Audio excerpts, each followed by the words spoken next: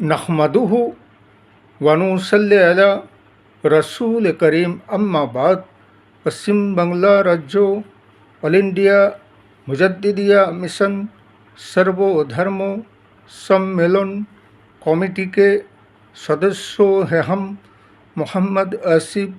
इसके अलावा सर्व भारतीय जातीय कांग्रेस नेशनल इंडिया गठबंधन पश्चिम बांग्ला राज्य कांग्रेस कमेटी के सदस्यों हैं हम हिंदू मुस्लिम सिख ईसाई जैन क्रिश्चन आदिवासी दलित हम सब है भाई भाई। मजहब नहीं सिखाता आपस में बैर रखना। हिंद है हम, ये वतन है हमारा। इसीलिए तो कहते हैं कि सच्चाई छुप नहीं सकती है बनावट के उसूलों से, और खुशबू आ नहीं सकता कभी कागज़ के फूलों से। बंदा लाख बुरा चाहे तो क्या होता है, वही होता है जो मंजूरे खुदा होता है। इसलिए कि ये बीजेपी वाले मौजूदा शासक दल भारतवर्ष के सत्ता और राजगद्दी में जो बैठे हुए हैं, ये इसीलिए तो कहते हैं कि डायलॉग से, न भाषण से, न झूठे वादे करने से, न झूठे कस्में खाने से, बल्कि वैसे 2014 से लेकर अब तक के 2026 तक के समय में हजारों वादे किए गए हैं और जनगण को धोखा दिया गया है। किसी भी वादे को निभाया नहीं गया और झूठे सपने दिखाया गया है।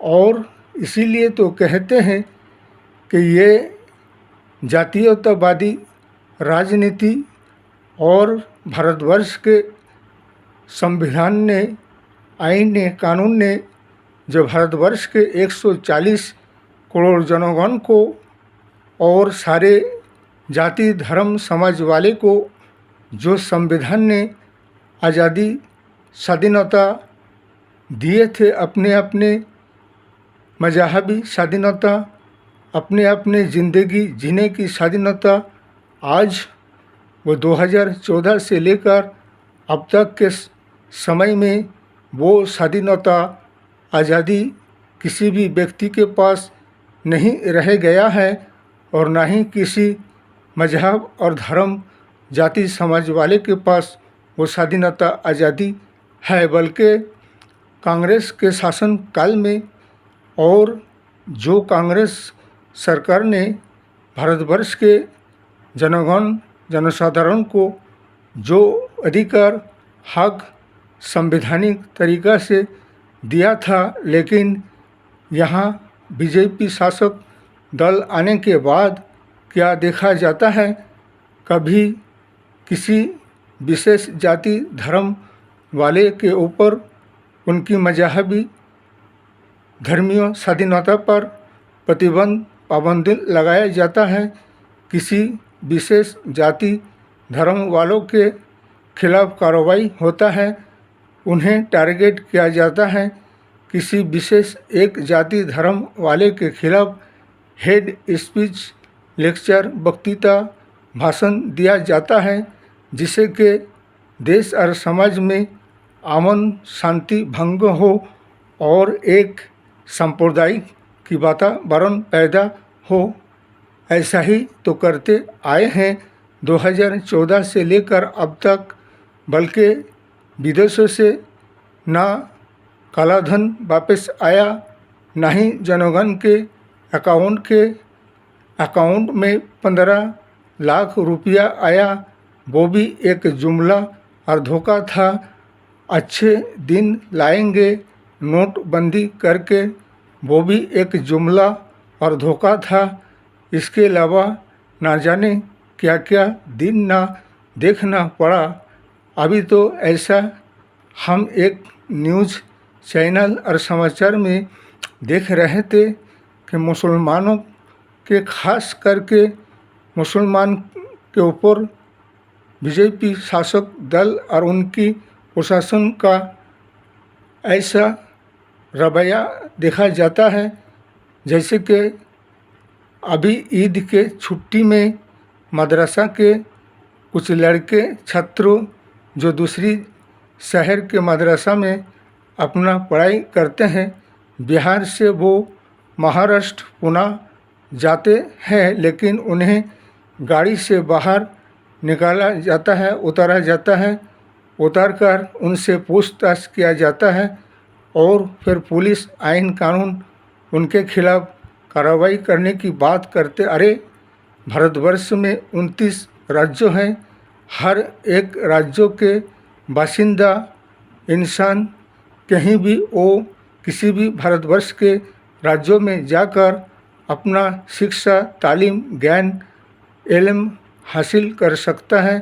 उन्हें ये संविधान ने अधिकार हक दिया है, लेकिन ये बीजेपी शासक दल वालों ने और इनकी आईन कानून प्रशासन ने किसी विशेष जाति धर्म के मजहबी स्वाधीनता पर दखल अंदाजी करते हैं और उस पर प्रतिबंध पाबंद लगाने की कोशिश करते हैं और फिर उन्हें बदनाम करने की कोशिश किया जाता है।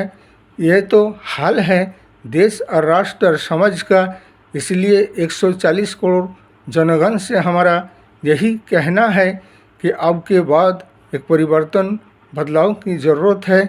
हमारे राहुल गांधी नेशनल इंडिया गठबंधन की सरकार की ज़रूरत है, जिन्होंने देश को आज़ादी और स्वाधीनता दिलाए हैं, भारतवर्ष के संविधान आईन कानून को रचाया बसाया है। लेकिन एक ये सरकार है जो कि देश और समाज राष्ट्र को उजाड़ने के लिए आए हैं। जनगण के दरमियान जो भाईचारा, एकता, मोहब्बत, प्रेम कायम था, उसमें दुश्मनी की बीज बोने आए हैं।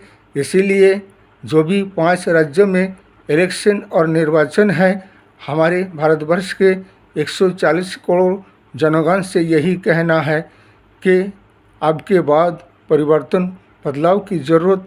सर्वभारतीय जातीय कांग्रेस को इलेक्शन निर्वाचन में जयी बनाइए और एक धर्मनिरपेक्ष और सबको अपने अपने मजहबी जातीय स्वाधीनता, आज़ादी से रहने की अधिकार हक को पाइए और ऐसे विनाशकारी, भ्रष्टाचारी और सांप्रदायिक शक्ति को हटाइए।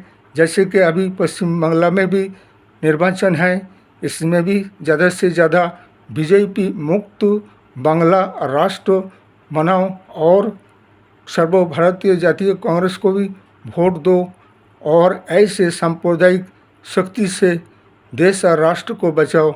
इस वीडियो को ज़्यादा से ज़्यादा लाइक दीजिएगा, शेयर कीजिएगा, सब्सक्राइब दीजिएगा।